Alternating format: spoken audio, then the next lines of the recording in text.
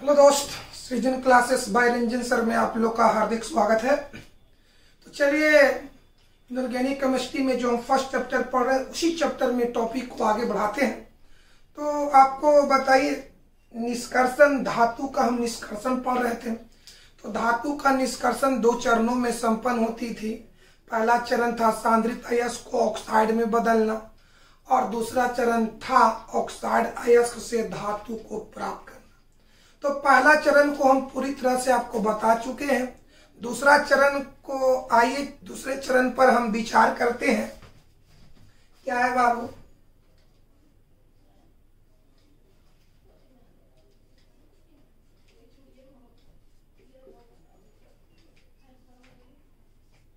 Oxide अयस्क से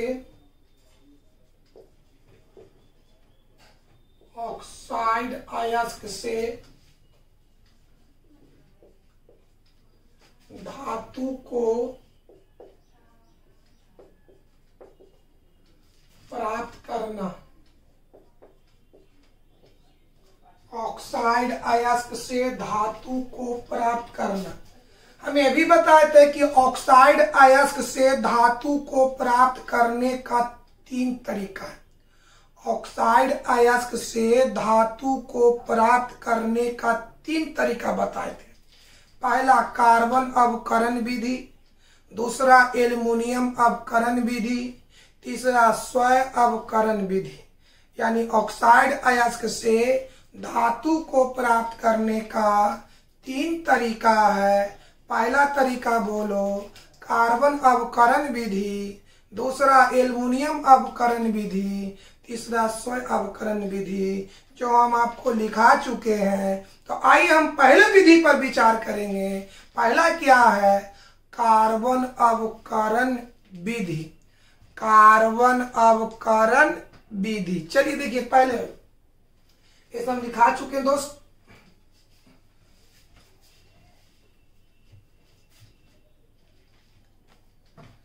आइए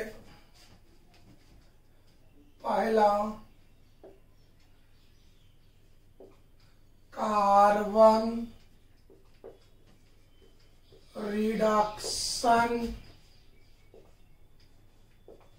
प्रोसेस। कार्बन रिडक्शन प्रोसेस, इसका हिंदी हुआ कार्बन अवकरण विधि। अवकरण का एक दूसरा नाम है अपचयन। तो चाहे तो बोले कार्बन अवकरण विधि या कार्बन अपचयन विधि। इसका नाम क्या है हिंदी बाबू? चलिए, कार्बन अवकरण विधि। अवकरण विधि या कार्बन अपचयन विधि। चलिए, और इसका नाम है, इसी को कहिए स्मेल्टिंग। स्मेल्टिंग, चलो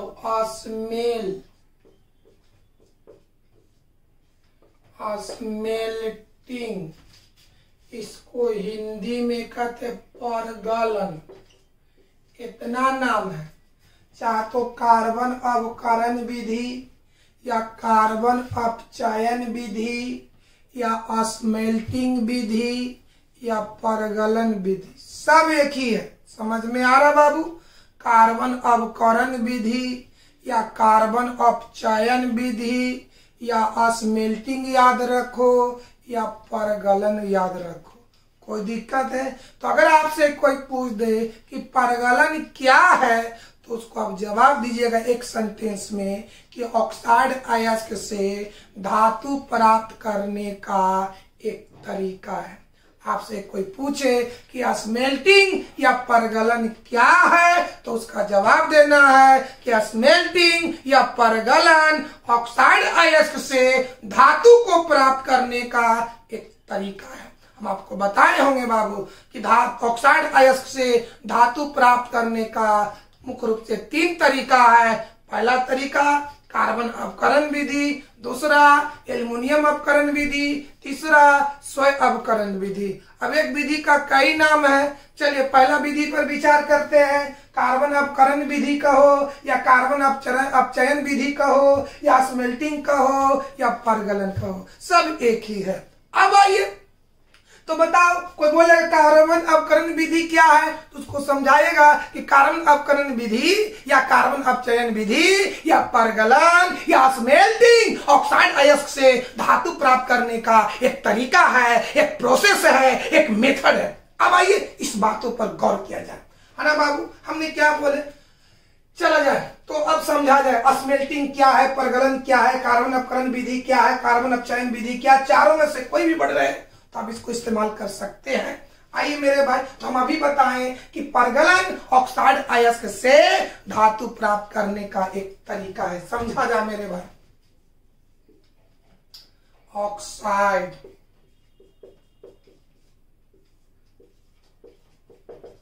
ऑक्साइड अयस्क कहने से 2 चीज का बोध होता है, जारित अयस्क या निष्पापित अयस्क।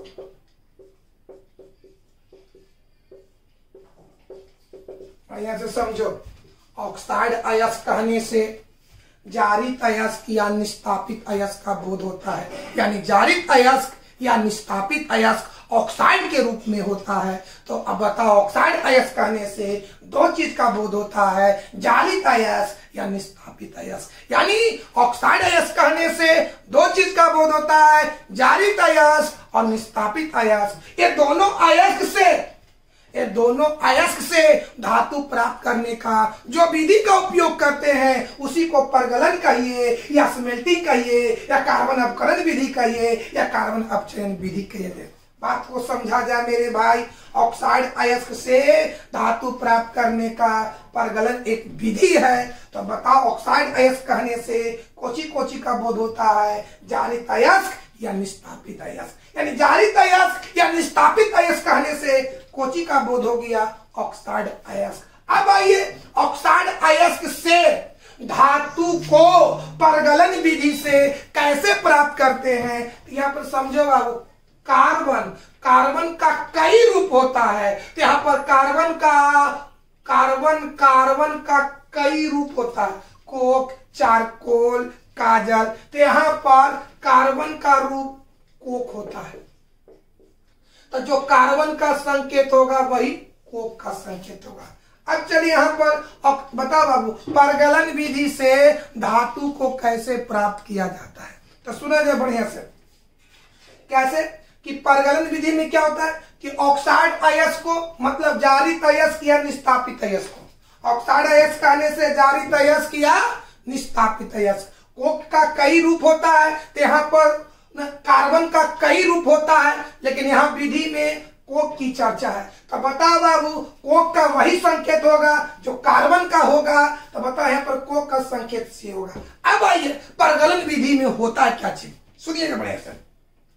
कि परगलन एक ऐसा विधि है जिसमें ऑक्साइड अयस्क को कोक के चूर्ण के साथ मिलाकर, ऑक्साइड अयस्क कहने से कोची का बोध हो रहा बाबू, जारित अयस्क या निष्पापित अयस्क। ऑक्साइड अयस्क ना कह करके जारित अयस्क या निष्पापित अयस्क भी कह सकते हैं, कोई दिक्कत है। तो आइए परगलन में समझा जाए। परगलन एक ऐसी प्रोसेस है, एक ऐसी मेथड है, एक ऐसी तरीका है, एक ऐसी प्रक्रम है जिसमें ऑक्साइड अयस्क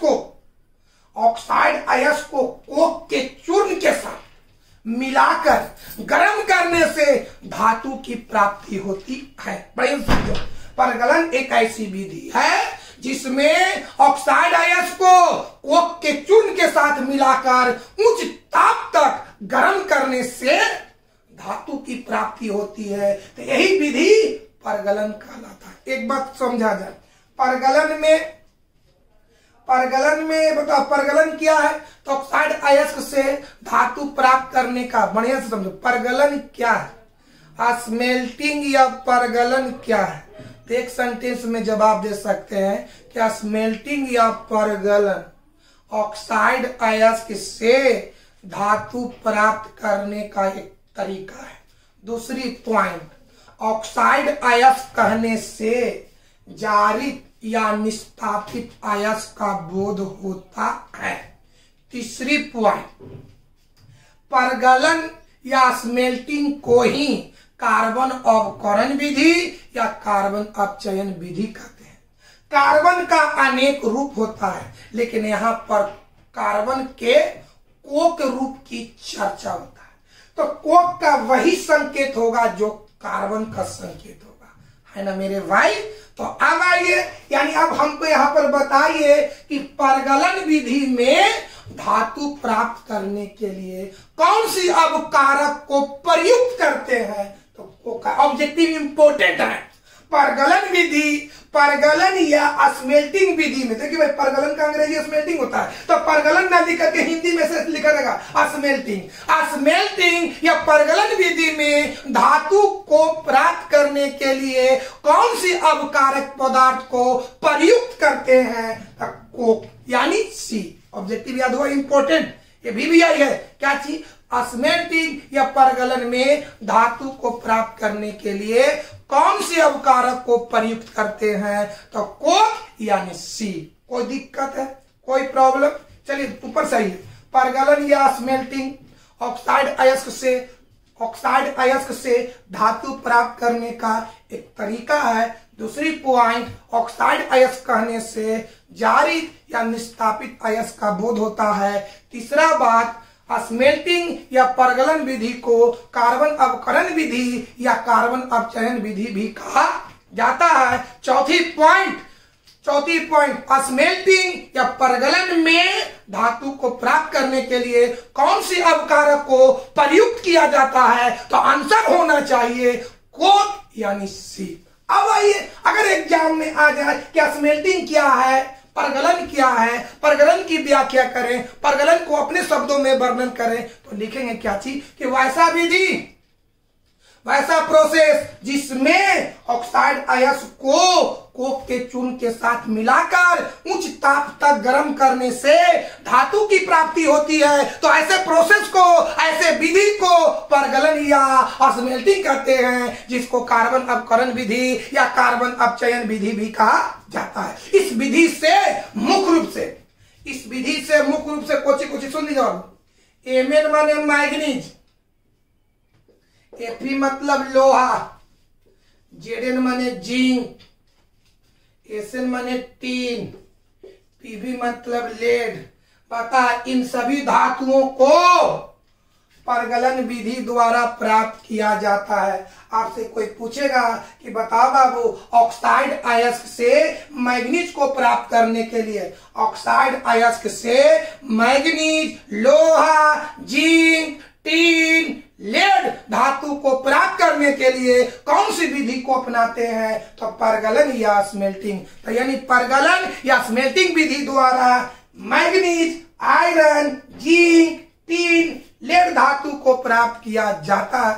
अगर एग्जाम में आ जाए स्मेल्टिंग क्या है, परगलन क्या है, परगलन की व्याख्या करें, तो आंसर यही लिखना है कि वैसा विधि जिसमें ऑक्साइड अयस्क को कोक चूर्ण के साथ मिलाकर उच्च ताप तक गर्म करने से धातु की प्राप्ति होती है। तो ऐसे विधि को परगलन यानी स्मेल्टिंग कहते हैं, जिसको कार्बन अपकरण विधि या कार्बन अपचयन विधि भी कहा जाता है। इस विधि द्वारा ऑक्साइड अयस्क से manganese, iron, zinc, tin, lead इत्यादि धातुओं को प्राप्त किया जाता है। कोई दिक्कत है? अगर कोई बोलेगा बाबू कि बताओ मेरे भाई, ऑक्साइड अयस्क से लोहा धातु को प्राप्त करने के लिए कौन सी विधि अपनाएंगे, तो परगलन विधि अपनाएंगे। ऑक्साइड अयस्क से टीन धातु को प्राप्त करने के लिए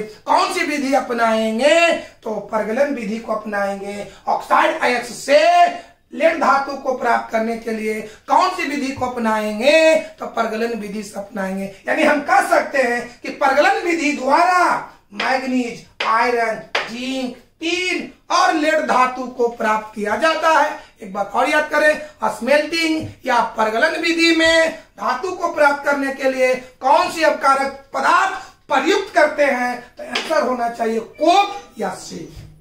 कोई दिक्कत है तो आइए हम इसी बात को लिखते हैं दोस्त।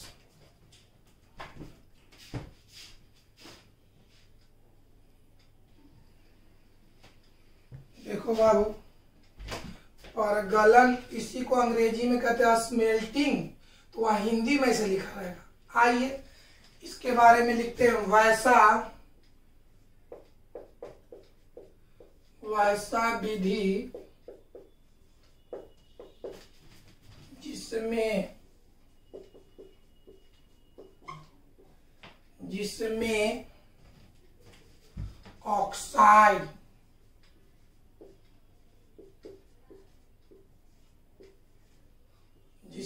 ऑक्साइड अयस्क को कोक चूर्ण, यहाँ पर कोक चूर्ण का संकेत सी होगा। ऐसा विधि जिसमें ऑक्साइड अयस्क को कोक चूर्ण के साथ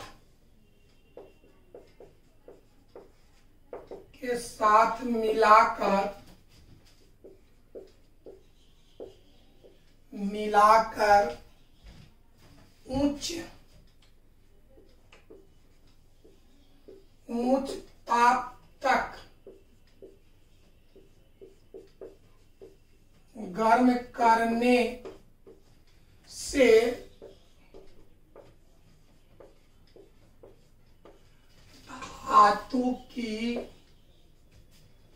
धातु की प्राप्ति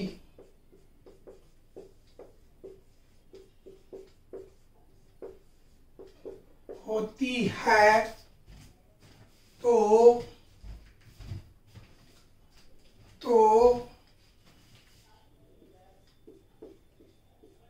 ऐसे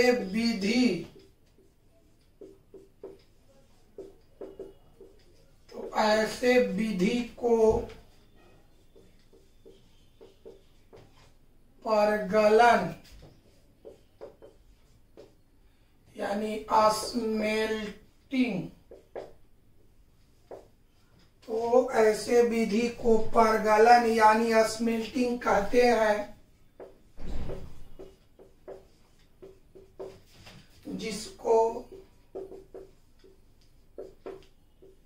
जिसको कार्बन अवकरण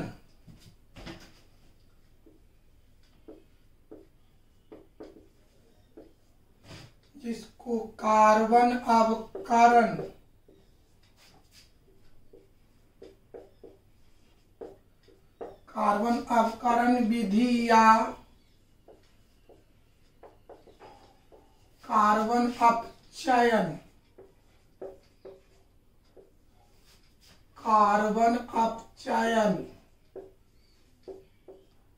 विधि, जिसको कार्बन अपकरण विधि या कार्बन अपचयन विधि भी कहा जाता है। इस विधि द्वारा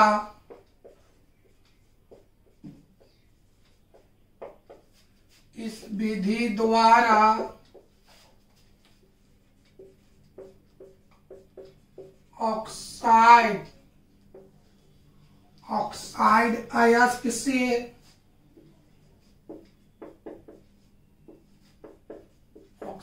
अयस्क से मैग्नीज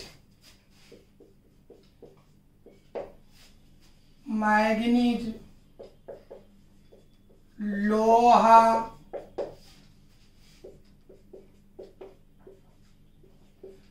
जिंक टीन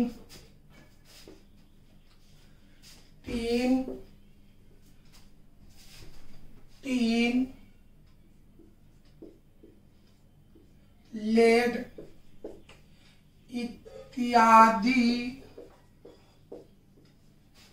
इत्यादि धातुओं को प्राप्त किया जाता है।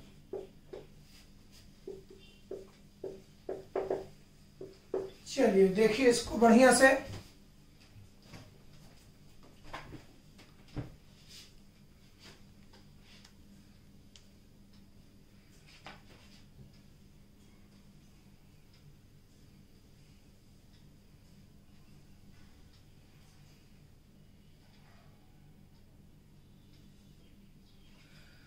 अब आइए जी परगलन या स्मेल्टिंग से रिलेटेड कॉन्सेप्ट पर गौर करते हैं।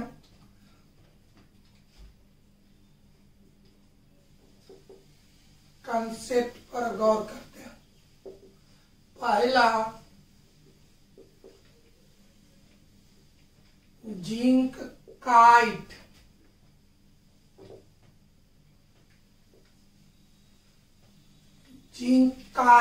जिंक काइट का सूत्र होता है ZnO। एक तो अंतिम में O है माने ऑक्साइड है, यानी जिंक काइट किस रूप में है? ऑक्साइड के रूप में है। तो अगर कोई बोलेगा कि जिंक काइट से बताओ जिंक काइट किस रूप में है, तो ऑक्साइड के रूप में है। इस ऑक्साइड अयस्क से जिंक धातु को प्राप्त करने के लिए आप क्या करेंगे? तो क्या करेंगे? कोक के चूर्ण के साथ, कोक चूर्ण के साथ गर्म करेंगे। आइए मेरे भाई, जिंक काइट का परगलन, जिंक काइट का परगलन। जिंक काइट का परगलन का मतलब हुआ कि जिंक काइट को कोक चूर्ण के साथ गर्म करने से क्या प्राप्त होगा? परगलन का मतलब हुआ जिंक काइट का परगलन। जिंक काइट का परगलन का मतलब कि जिंक काइट को कोक के चूर्ण के साथ गर्म करना। आइए तो जिंक काइट का सूत्र बोलो। चलिए, परगलन माने कोक चूर्ण के साथ, तो कोक चूर्ण का सूत्र सी बोलो। क्या करेंगे? हीट। हीट माने गर्म, गर्म करने का सिंबल है। तो बताओ मेरे भाई, ई कोक, बता इसका नाम हो गया जिंक काइट।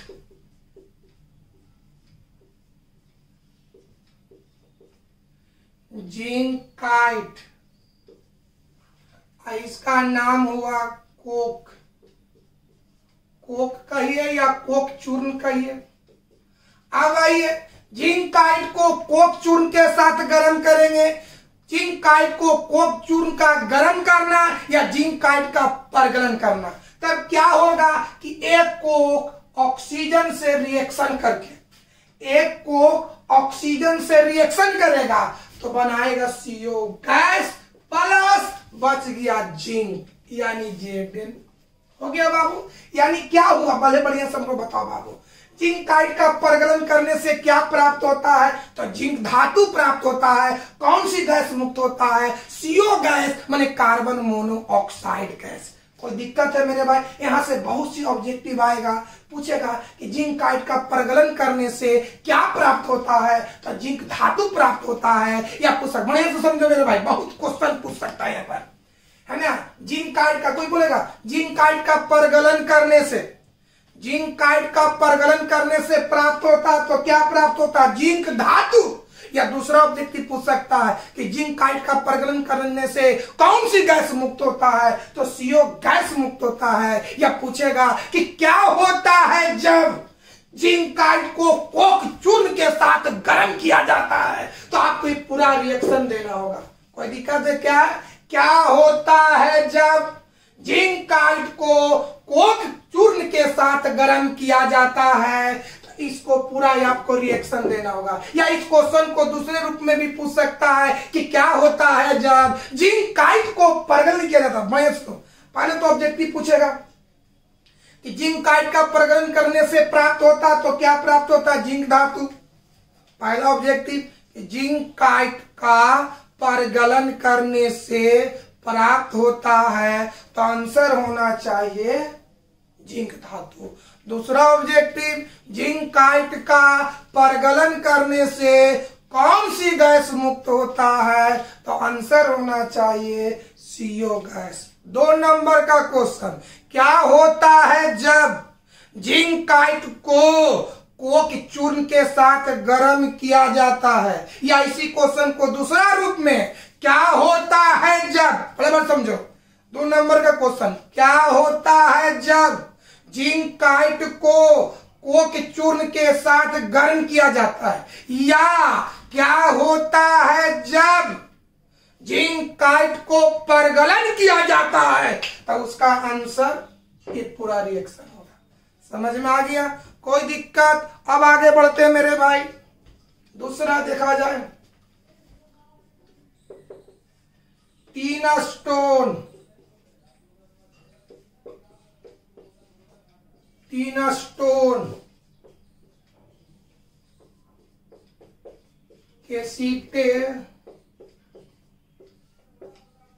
केसिटेराइट का सूत्र होता है SN2 का परगलन का क्या स्मेल्टिंग, कहता टीन स्टोन या केसिटेराइट का परगलन। तो टीन स्टोन का परगलन का मतलब हुआ, टीन स्टोन का परगलन का मतलब हुआ कि टीन स्टोन को कोक चूर्ण के साथ गर्म करना। आइए बाबू, परगलन का मतलब कोक चूर्ण के साथ गर्म करना। टीन स्टोन का सूत्र हो गया SnO2 प्लस कोक का सूत्र हो गया C, इसका नाम रख दो टीन स्टोन।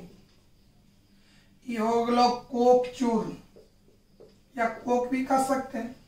आइए, गर्म हुआ, तो बताओ कार्बन ऑक्सीजन से अभिक्रिया करके CO गैस है ना बाबू, ये बता यहाँ पर हीट हो रहा थी, गैस बास बनकर ऊपर उड़ेगा। इसका मतलब यह हुआ कि बास बन करके ऊपर उड़ेगा। बचा 3 हुआ बाबू। चलिए वैलेंस करें, यहाँ ऑक्सीजन 2 गो है, यहाँ 1 गो है, यहाँ 2 से गुना कर दो। ऐसा करने से ऑक्सीजन 2 गो हुआ, तो कार्बन 2 गो, तो कार्बन 2 गो। अब आइए, ऑब्जेक्टिव पूछेगा कि क्या, हाँ पहला टीन स्टोन का परगलन करने से प्राप्त होता है, तो आंसर होना चाहिए टीन स्टोन का परगलन करने से कौन सी गैस मुक्त होता है? तो CO गैस मुक्त होता है। 2 नंबर का क्वेश्चन, क्या होता है जब टीन स्टोन को कोक चूर्ण के साथ गर्म किया जाता है? क्या होता है जब टीन स्टोन को कोक चूर्ण के साथ गर्म किया जाता है? या इसी क्वेश्चन को दूसरे रूप में पूछेगा कि क्या होता है जब टीन स्टोन को परगलन किया जाता है? तो आंसर आपको ये रिएक्शन देना होगा। कौन reaction? SnO2 plus 2C arrow 2CO plus SN। कोई दिक्कत है? इस रिएक्शन को देखिए, केमिस्ट्री है तो केमिस्ट्री में रिएक्शन ही इंपॉर्टेंट है। अगर आप रिएक्शन बनाना सीख गए तो आपका केमिस्ट्री इजी हो गया। रिएक्शन नहीं सीखे तो कुछ नहीं सीखे। चलिए देखिए इसको,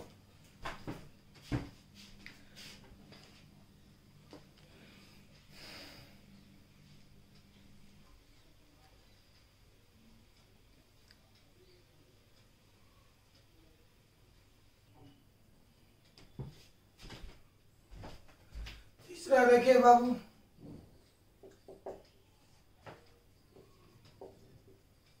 lead monoxide, lead monoxide का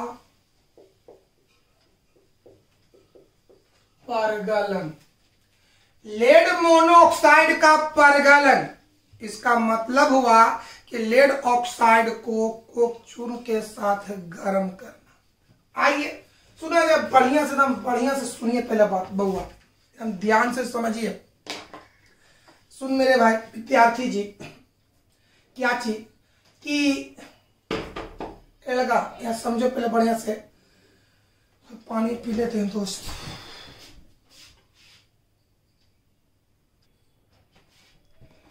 बुआ इसको बढ़िया से समझिएगा। इसका थोड़ा सा देखिए, रिएक्शन का कोई तरीका नहीं होता, प्रैक्टिस होता है। जितनी प्रैक्टिस कीजिएगा उतनी ही बढ़िया आपका रिएक्शन होगा। और अगर आप रिएक्शन केमिस्ट्री में समझ गए तो आपका केमिस्ट्री आसान हो गया। अगर रिएक्शन से भागे तो केमिस्ट्री आपका वीक हो गया। यहाँ पर थोड़ा सा स्टेप समझिए। हाँ, रिएक्शन बनाने का कोई तरीका नहीं होता, हर टीचर का अपना अपना समझाने का एक ढंग है, इसको समझिए। लेड मोनोऑक्साइड माने पीबीओ का परगलन, परगलन का मतलब होता कोक चूर्ण के साथ गर्म करना। लेड मोनोऑक्साइड का परगलन यानी लेड मोनोऑक्साइड को कोक चूर्ण के साथ गर्म करना। सुनिए बढ़िया से, जब लेड मोनोऑक्साइड को कोक चूर्ण के साथ गर्म किया जाता है, स्टेप समझा जाए रिएक्शन। जब लेड मोनोऑक्साइड को कोक चूर्ण के साथ गर्म किया जाता है तो उसका कुछ भाग, किसका? लेड ऑक्साइड का। लेड ऑक्साइड का कुछ भाग कोक से अभिक्रिया करके लेड धातु में बदल, पढ़े तो समझो बढ़िया से। क्या बाबू? पढ़े समझो। लेड मोनोऑक्साइड का परगलन, लेड मोनोऑक्साइड का परगलन का मतलब होता है कि लेड मोनोऑक्साइड को कोक चूर्ण के साथ गर्म करना। अब पूरी अर्थ समझो। जब लेड मोनोऑक्साइड को कोक चूर्ण के साथ गर्म किया जाता है, जब लेड मोनोऑक्साइड को कोक चूर्ण के साथ गर्म किया जाता है तो लेड मोनोऑक्साइड का कुछ भाग, लेड मोनोऑक्साइड का कुछ भाग कोक से अभिक्रिया करके CO गैस में बदल जाता है और वह CO गैस बचे हुए लेड ऑक्साइड से अभिक्रिया करके लेड धातु को अलग कर देता है। यानी यहां पर अभिक्रिया 2 चरणों में संपन्न होती है। कैसे कैसे? बढ़िया समझो। जब लेड मोनोऑक्साइड को कोक चूर्ण के साथ गर्म किया जाता है तो लेड मोनोऑक्साइड का कुछ भाग कोक से अभिक्रिया करके CO गैस में बदल जाता है और CO गैस बचे हुए लेड मोनोऑक्साइड से अभिक्रिया करके लेड धातु को अलग कर देता है। याद हुआ? स्टेप समझा जाए। जब लेड मोनोऑक्साइड को कोक चूर्ण के साथ गर्म किया जाता है तो लेड मोनोऑक्साइड का कुछ भाग कोक से अभिक्रिया करके CO गैस में बदल जाता है और CO गैस बचे हुए लेड मोनोऑक्साइड से अभिक्रिया करके लेड धातु में बदल जाता है। यानी यहां पर अभिक्रिया 2 चरणों में संपन्न होती है। आइए, लेड मोनोऑक्साइड का कुछ भाग, तो सूत्र क्या होगा? कोक से अभिक्रिया करता। चलिए हीट किए, बताओ ये अभिक्रिया इससे करेगा तो पहले हो गया CO गैस प्लस बचा कोची। क्या कहे कि लेड मोनोऑक्साइड का कुछ भाग कोक से अभिक्रिया करके CO गैस में बदलता है और ये CO गैस बचे हुए लेड मोनोऑक्साइड से पुनः अभिक्रिया करता है। ये CO गैस बचे हुए लेड मोनोऑक्साइड से पुनः अभिक्रिया करता है। तो लेड मोनोऑक्साइड का सूत्र बोलो। चलिए बाबू, एक लड़का ये CO गैस पुनः ऑक्सीजन से अभिक्रिया करेगा। तो जब CO गैस ऑक्सीजन से अभिक्रिया करेगा तो CO2 गैस प्लस हो गया Pb।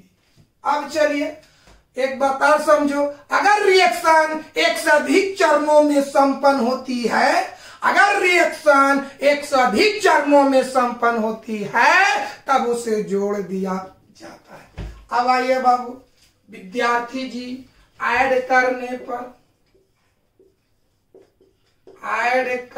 पर तो बायां वाला को बायां में और दायां वाला को दायां में। चलिए Pb plus O plus C, Pb plus O plus CO, दायां वाला को दायां में CO plus Pb, CO2 plus Pb, CO से CO कट गया, Pb देखो PbO PbO तो हो गया 2PbO प्लस सी। चलो यहाँ पर परगलन हो रहा, मैंने हीट हो रहा, क्या क्या हुआ, पीबी पीबी प्लस CO2। वाह बाबू, कोई दिक्कत?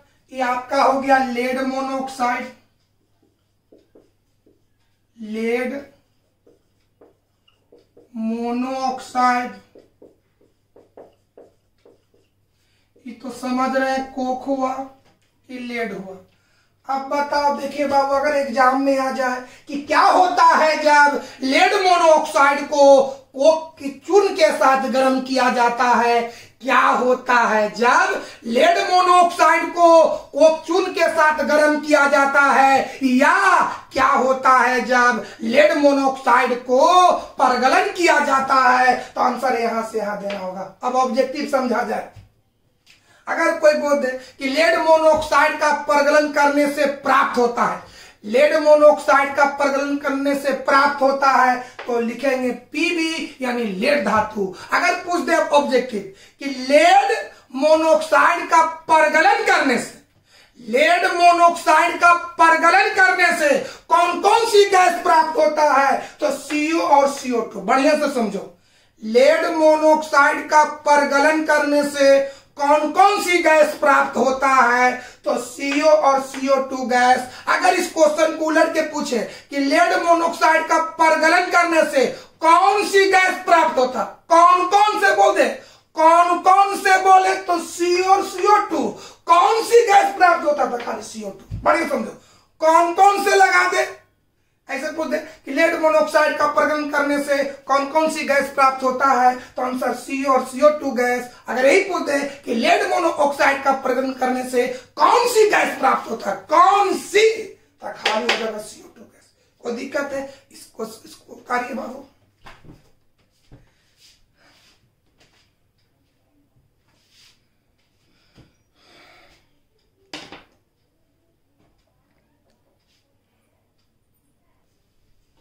चलिए चौथा देखिए,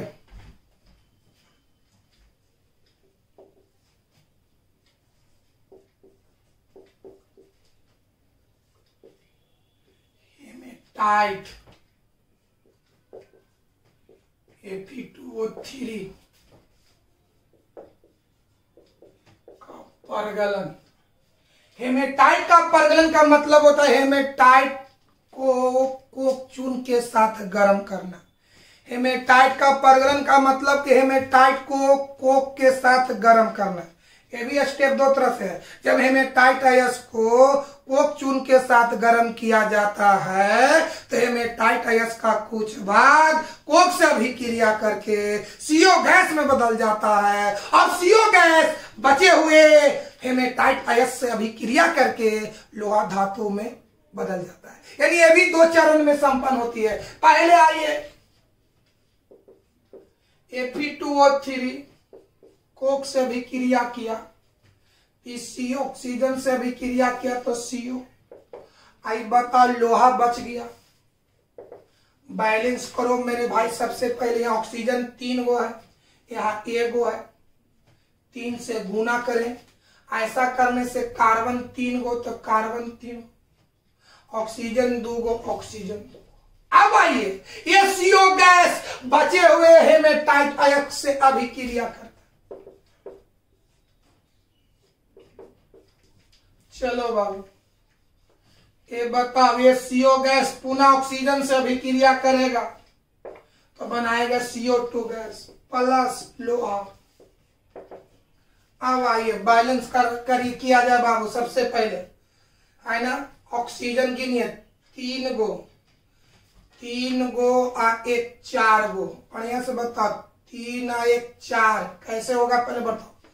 यहाँ आप 3 से गुना कीजिए, 3 3 6, यहाँ कार्बन 3 हुआ, यहाँ 3 कर। अब आइए, ऑक्सीजन 3 दूनी 6, 3 3 6, कार्बन 3, कार्बन 3, लोहा 2, लोहा 2। अब आइए बाबू विद्यार्थी जी, अब बताओ, अगर रिएक्शन एक से अधिक चरणों में संपन्न होती है तो उसे जोड़ दिया जाता है। आइए बाबू, जोड़िए, बायां में बायां और दायां में दायां।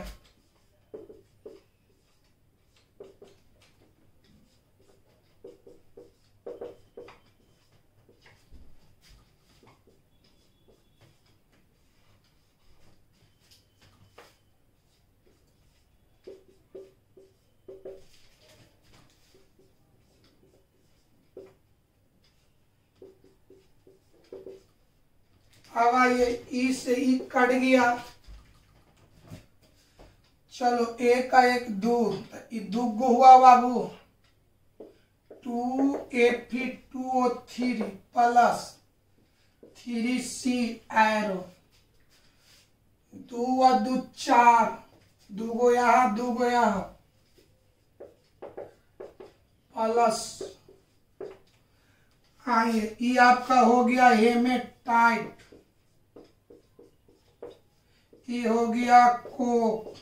अगर एग्जाम में आ जाए कि क्या होता है जब हेमेटाइट को कोक चूर्ण के साथ गर्म किया जाता है, क्या होता है जब हेमेटाइट को कोक चूर्ण के साथ गर्म किया जाता है, या क्या होता है जब हेमेटाइट को परगलन किया जाता है, तो आपको ये पूरा रिएक्शन को लिखना होगा, ऑब्जेक्टिव समझा जाए। हेमेटाइट अयस्क का परगलन करने से कौन कौन सी गैस प्राप्त होता है, तो CO और CO2 गैस। अगर यह पूछ दे कि हेमेटाइट अयस्क का परगलन करने से कौन सी गैस प्राप्त होता है, तो CO2 गैस। इसी तरह से आज परगलन जो है हमारे तरफ से समाप्त होता है, और कल इससे रिलेटेड ऑब्जेक्टिव बताएंगे और क्या होता है जब।